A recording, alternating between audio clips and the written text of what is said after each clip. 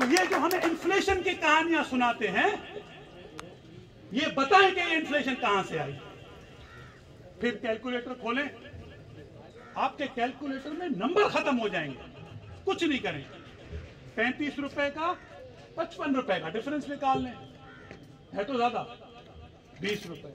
सिंध की गंदुम 38 लाख टन, उसको मल्टीप्लाई कर लें, 70 अरब रुपए बनते हैं।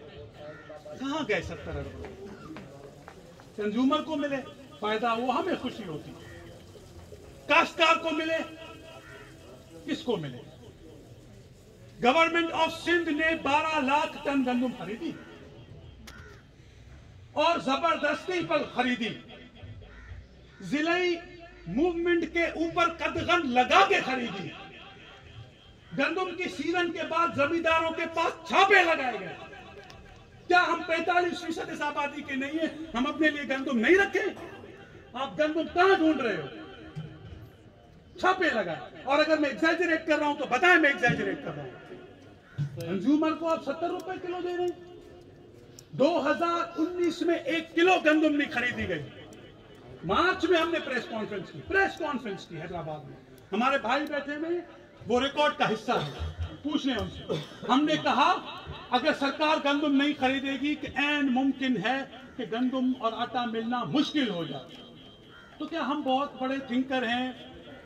कोई एरिस्टोटल है क्या? हमने क्या देखा? हमने कहा रुपया डीवैल्यू हो रहा है, इंटरनेशनल प्राइसेस बढ़ रही हैं, नहीं मिलेगी गंदुम। क्या हुआ 6 महीने बाद? क्या आपके पास गंदुम शॉर्ट थी? गंदुम आपके पास सरप्लस थी। आखिरी बात चीनी की। यह कहा जा रहा है, करोड़ों रुपए के इश्तिहारों में कहा जा रहा है कि जनाब हम तो मुल्क में चीनी बड़ी सस्ती देना चाहते हैं, गन्ना बड़ा महंगा हो गया है। भाई गन्ना महंगा हो गया है, आपने करोड़ों रुपए खर्चा करके इश्तिहार दे दिया। आप मैथमेटिक्स कर लें और मुझे कह दें कि मैं गलत कह रहा हूं। 50 रुपए increase in 40 kgs of sugar cane एक मंथ का मतलब है 10 रुपए किलो चीनी के ऊपर बढ़ने चाहिए। अब मैं आपको मैथमेटिक्स नहीं बताता, उस्ताद की तरह से बोरिंग हो जाए। किसी को शक हो तो 10 बार बता देता हूं। और मैंने 12 चीज कही। अगर 100 रुपया भी गन्ने का रेट इंक्रीज हुआ है तो 20 रुपए। और ज्यादा पुरानी बात भी नहीं करते, 2018-19 में चीनी की एक्स मिल प्राइस 50 रुपए से ज्यादा थी तो बताएं थी। महमूद नवाज जो गलत बात कर रहा है, मैं ये नहीं कह रहा, मैंने अपने दादा से सुनी थी। मैं 2018-19 की बात कर रहा हूं। 20 रुपए 50 रुपए ज्यादा कितने बने? 70 बने कि नहीं बने? 100 रुपए में कौन चीनी बेच रहा है? किसको कहा जा रहा है कि ये आप कहें बरबला कहें टीवी के ऊपर कि 100 रुपए किलो बेचना जायज है चीनी? तो देखें, मैंने आपको 2 मिसाल दिए, चाहे तो फुट्टी का मिसाल दे दूं।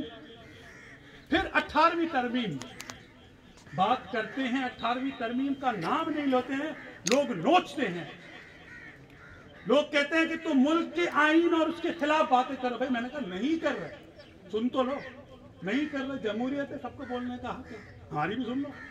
हम तो ये कह रहे हैं कि क्या 18वीं तरमीम के बाद ज़राअत को नुकसान हुआ है कि फायदा हुआ है? जीडीपी ग्रोथ रेट के फिगर्स देख लें।